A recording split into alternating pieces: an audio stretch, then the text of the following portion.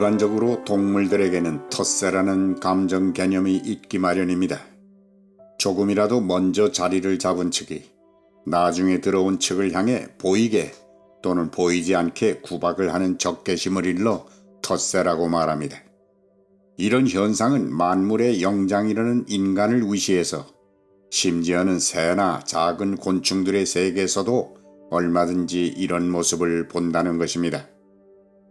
부리로 쪼고 몸으로 밀쳐내며 선점한 자리를 지키려는 강한 욕심을 숨기지 않습니다. 지금 문득 캐치라는 화가가 그린 그림 중에 버림받은 예수라는 작품이 있습니다. 성바오로 성당 계단에 서 있는 예수님의 모습입니다. 그의 옆에는 온갖 사람들이 오고 가지만 예수님을 알아보지 못합니다. 해석 나름이지만 그림의 제목으로 미루어 짐작하자면 예수님이 수많은 사람들에 치여 성당 안으로 들어가지 못하신다는 작가의 의도는 아니겠습니까? 막상 계셔야 할 교회 안에 주님을 밀쳐내는 텃세의 아이러니를 목격한다는 말입니다. 자세한 기억은 없지만 모파상이 쓴 단편 소설 중에 자리 때문에 싸움이나 살인까지 했다는 작품이 한 편 있습니다. 매일 일정한 낚시터에 가서 할아버지가 낚시를 들이우면 할머니는 양산을 펴들고 바짝 붙어 앉아 시중을 들며 그야말로 즐거운 하루를 보내는 노부부가 있었습니다. 어느 날 이날도 그 노부부는 그 단골 장소로 갔는데 그날은 이미 다른 낚시꾼이 그 자리를 차지하고 있었습니다. 차마 비켜달라는 말을 하지 못하고 그 옆자리에 앉았는데 반나절이 되도록 피람이 하나 걸리지를 않습니다. 그러나 할아버지가 늘 앉던 단골 자리에 앉은 다른 낚시꾼은 연신 손바닥만한 고기를 낚아대고 있습니다. 보통 부하가 치미는 게 아닙니다. 할아버지는 할머니가 부추기는 바람에 단골 자리에 앉은 낚시꾼에게 가서 터무니없는 자신의 권리를 주장했습니다. 그러나 이미 그 자리에 앉아 재미를 보는 다른 낚시꾼은 조금도 양보할 기색이 없습니다. 무슨 권리냐? 이 자리에 등기를 해놨느냐? 빈정대며 계속 물고기를 낚기만 합니다. 마침내 우격다짐이 벌어집니다. 그때였습니다. 저쪽에서 구경하던 할머니가 두 손을 들어 밀어버리라는 신용을 되풀이합니다. 할머니의 응원을 받으며 싸우던 할아버지가 할머니의 사인을 받고 그만 그 낚시꾼을 물속으로 밀어버렸는데 물속으로 들어간 그 사람은 다시 올라오지 않습니다. 결국 할아버지는 살인의 죄를 쓰고 감옥으로 간다는 줄거리입니다. 터무니없는 텃세의 감정이 불러온 비극입니다.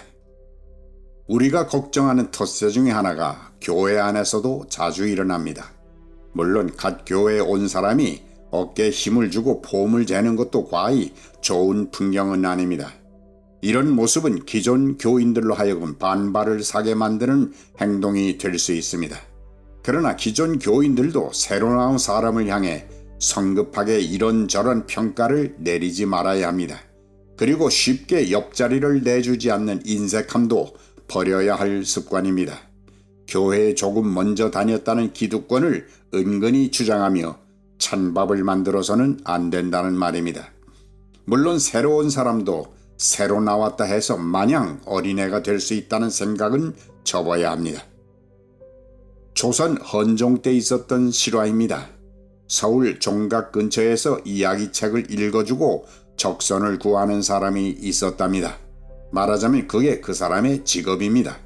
그의 단골 자리가 바로 오늘의 종로 종각 근처의 한 골목 입구였습니다.